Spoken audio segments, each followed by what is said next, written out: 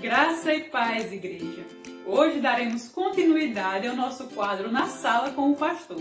Certamente, se você vem acompanhando os nossos cultos virtuais, já sabe aí qual foi o início dessa história, desse testemunho de vida que tanto nos tem edificado.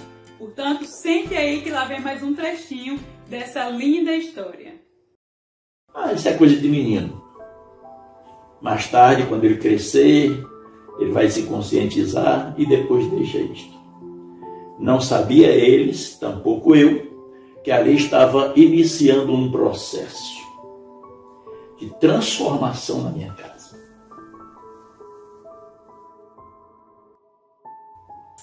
Que maravilha! Então quer dizer que bastou um convite para o senhor então tomar essa decisão que foi definitiva na sua vida.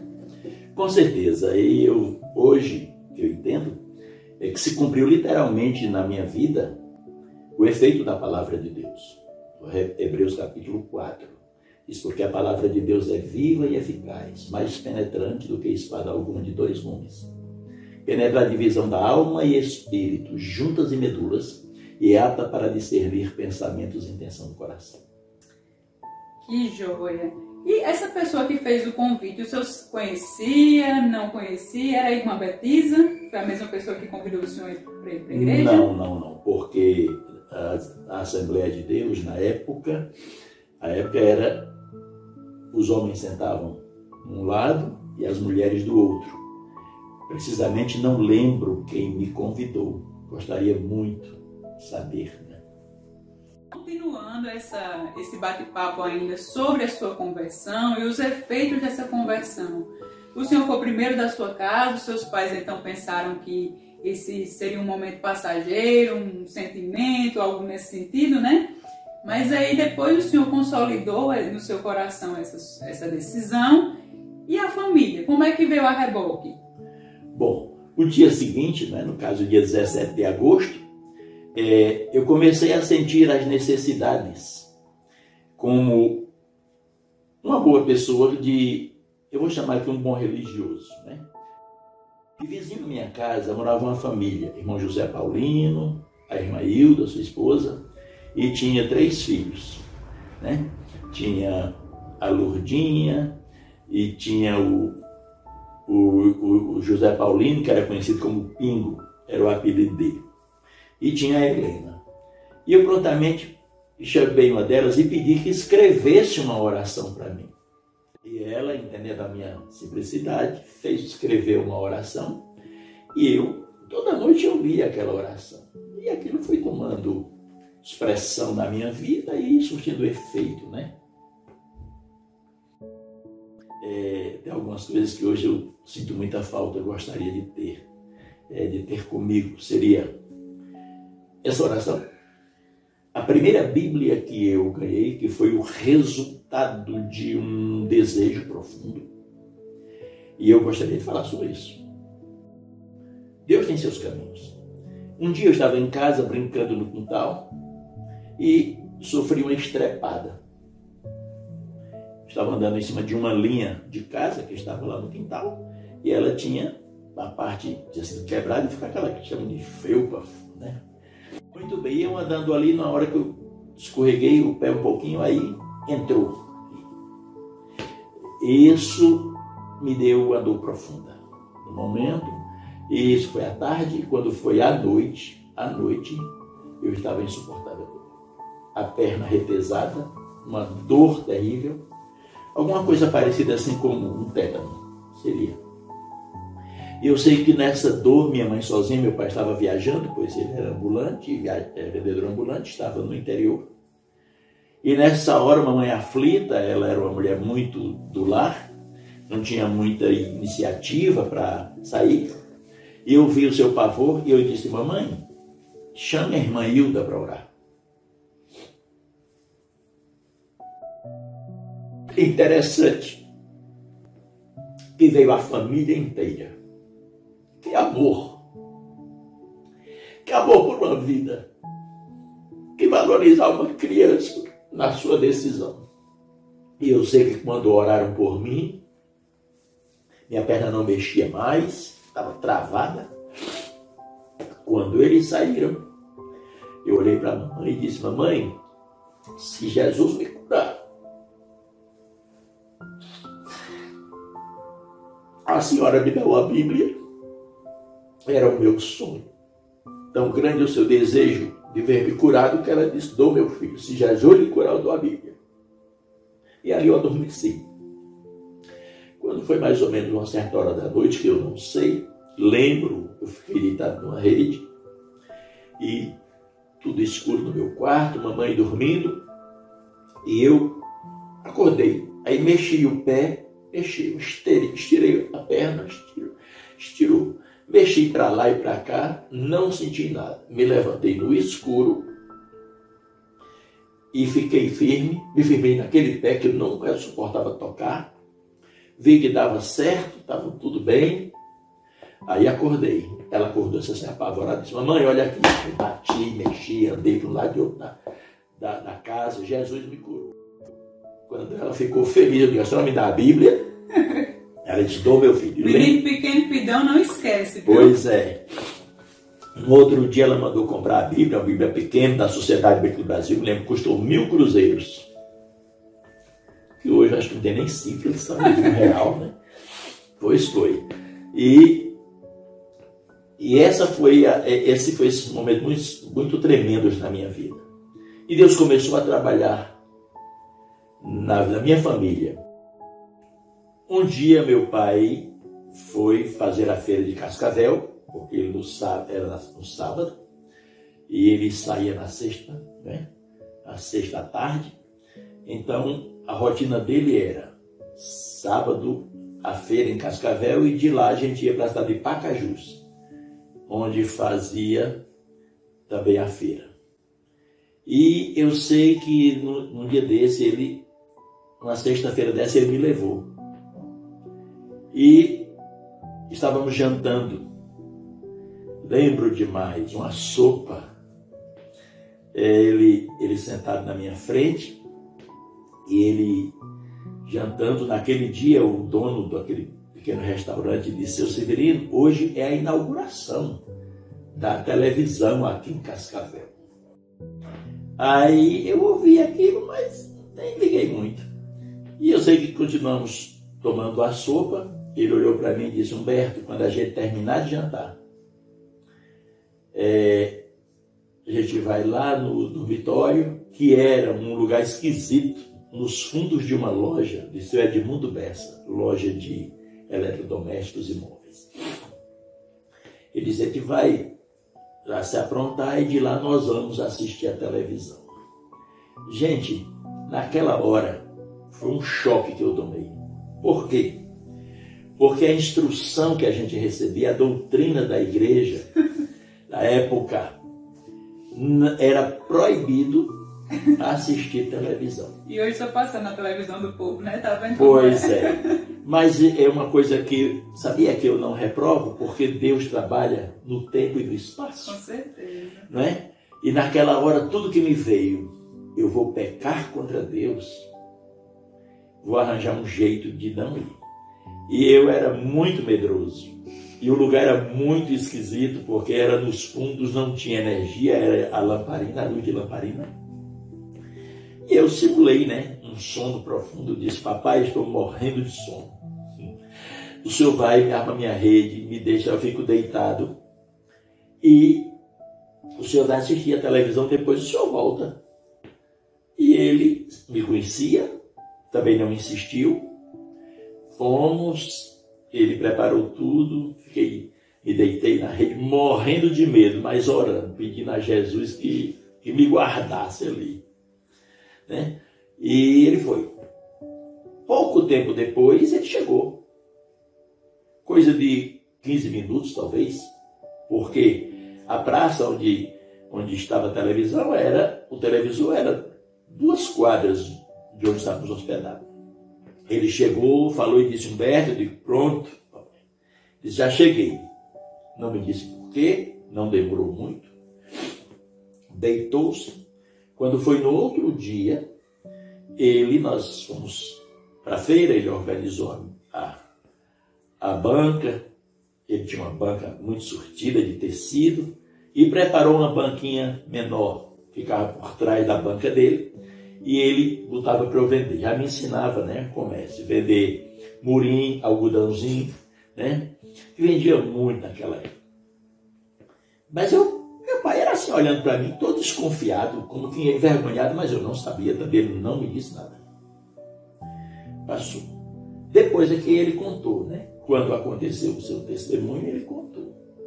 Ele disse que, quando saiu, e quando chegou em frente à coletoria, algo pegou ele, encostou na parede, e ele olhando para a placa da coletoria, e foi muito forte isso nele. Humberto não vai assistir televisão porque é crente. E meu pai gostava muito de ler, e ele tinha um livro chamado Crestomatia. E nesse livro dizia que um escritor, Rui Barbosa, não, Machado de Assis estava andando com o filho, Assis Filho, na cidade do Rio de Janeiro, quando encontrou um colega de academia, né? E aquele colega convidou a Machado de Assis, pai, para poder assistir uma projeção cinematográfica. Aquele homem culto, para a época, era como que fosse um desrespeito, né? Um intelectual convidar para assistir uma projeção cinematográfica diante de um filho, criança. E Machado de Assis respondeu: agradeço sensibilizado o seu convite, mas eu entendo que não posso ir onde o meu filho não pode ir. Naquela hora, ele entendeu que havia algo diferente comigo e que eu não podia estar ali, porque ali não era mais o meu mundo, não era mais a minha diversão, né? E isso deixou assim decepcionado. Outra feita também muito interessante. Nessa época estávamos construindo uma casa, eles estavam construindo uma casa grande, 14 compartimentos. E ele não planejou essa casa, tudo era sonho, né? Aquelas coisas do sonho de criança, da infância. E eles estavam construindo a casa. Nós já estávamos morando, porque a gente foi com a casinha toda em preto, toda por terminar. E estávamos numa cidade chamada Uruaú. A gente ia de ônibus até a cidade de Sucatinga, na verdade era um misto. E de lá, os fardos de tecido iam a lombo de animal. E a gente ia, eu como era criança, ia no meio da carga, ele ia no outro animal, né? E eu sei que a gente estava lá, na verdade eu não estava nesse dia, ele foi. Aí ele teve um sonho. Ele sonhava que a casa que ele tinha construído tinha desabado, ficando 2 compartimentos em pé. Quando ele chega, que vê aquela situação, ele vê a Maria José deitada entre os escombros, morta. Ele vai num quarto. Maria José é sua irmã. Maria José é minha irmã. Ele vai num quarto e bate na porta, e mamãe responde lá de dentro, dizendo que ele não se preocupasse, que ela estava bem, estava tomando umas injeções. Depois foi no outro quarto, bateu, e eu respondi lá de dentro. E disse que ele não se preocupasse comigo,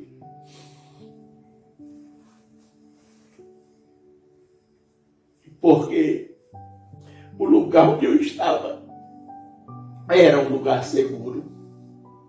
Ele acordou, isso era umas 1h30 da manhã, 2 horas, apavorado, preocupado.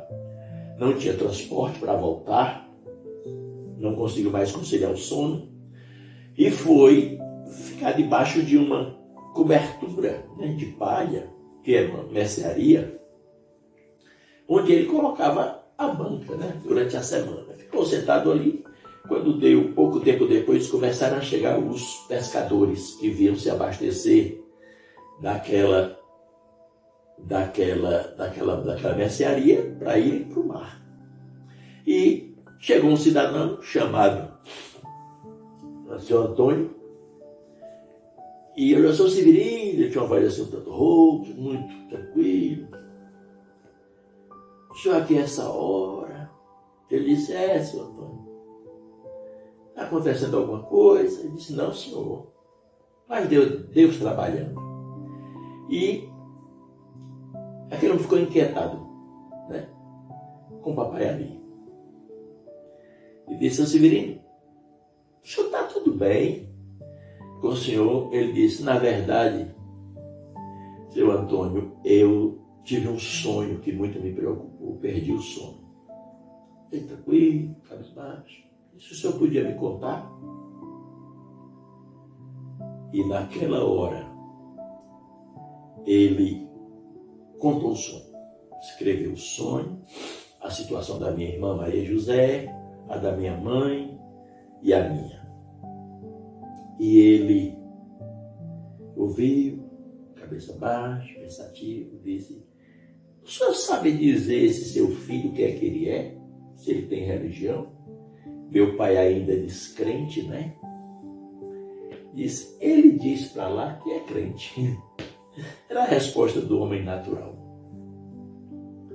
E quando ele disse, seu Severino, fique tranquilo, não aconteceu nada com sua família.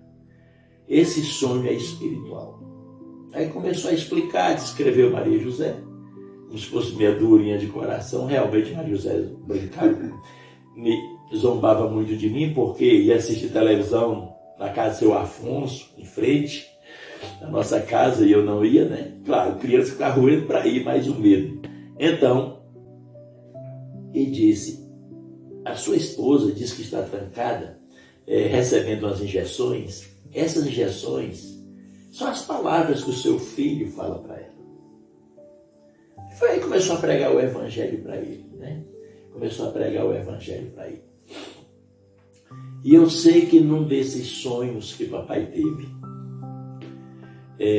precisamente quando da questão da televisão, foi muito forte. Foi muito forte. Eu omiti aí, mas é um fato tremendo que eu vou ressaltar. Quando ele voltou, daquele dia da televisão lá do primeiro incidente, que deitou-se, ele disse que logo adormeceu e teve como que um sonho. E o sonho era como se fosse uma escada, um caminho. E ele deitado via uma pessoa que vinha, ele não conseguia ver a fisionomia, vinha e chegava perto dele e dizia, por que duvidas tanto? Segue o caminho que o teu filho está seguindo, porque senão, quando eu voltar, tu te assombrarás comigo. Eu sei que foi essa palavra que mexeu profundamente com ele, né? Muito bem. E meu pai já começou a ficar convencido, associando os sonhos, os incidentes, a minha maneira de ser, que mesmo criança, alguma coisa mudou em mim, a linguagem, o comportamento, as músicas.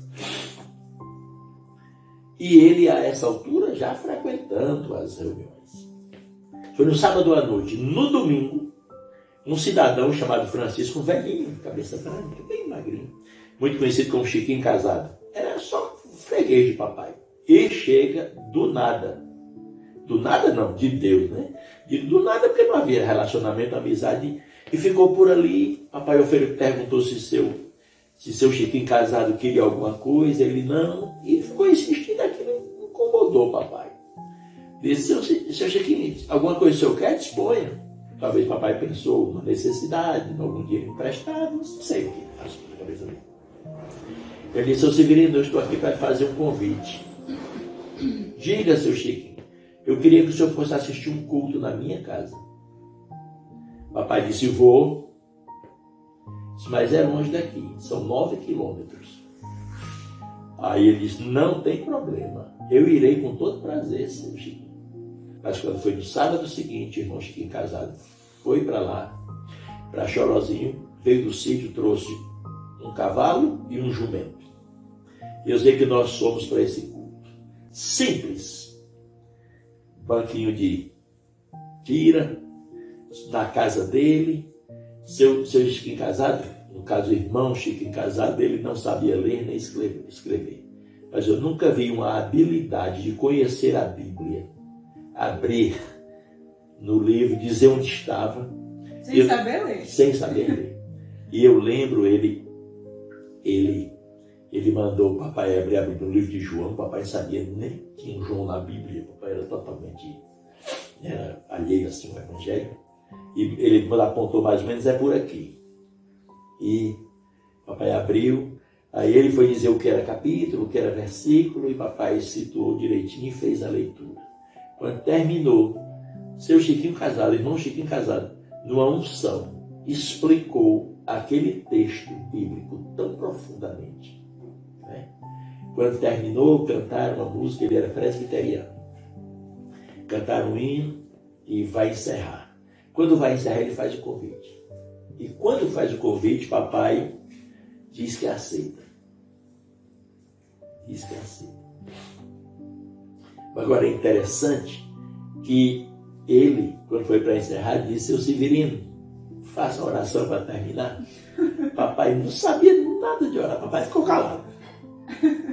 E ele viu que o papai não tinha outra saída e disse: pelo menos olha o Pai Nosso. Papai não disse 3 palavras, também não sabia o resto. E eu sei que ele foi orando, papai repetindo. Quando terminou, ele fez essa pergunta, né? Aí papai prontamente disse que tinha gostado muito do culto e que a partir daquele dia ele era um crente em Jesus. E incumbiu o irmão Chiquinho casado de acompanhá-lo, certo? Disse: olha, o senhor é responsável por mim. O senhor veja como eu falo, o que eu digo, onde eu estiver errado. E era só no finalzinho de semana, mas você vê o desejo, né?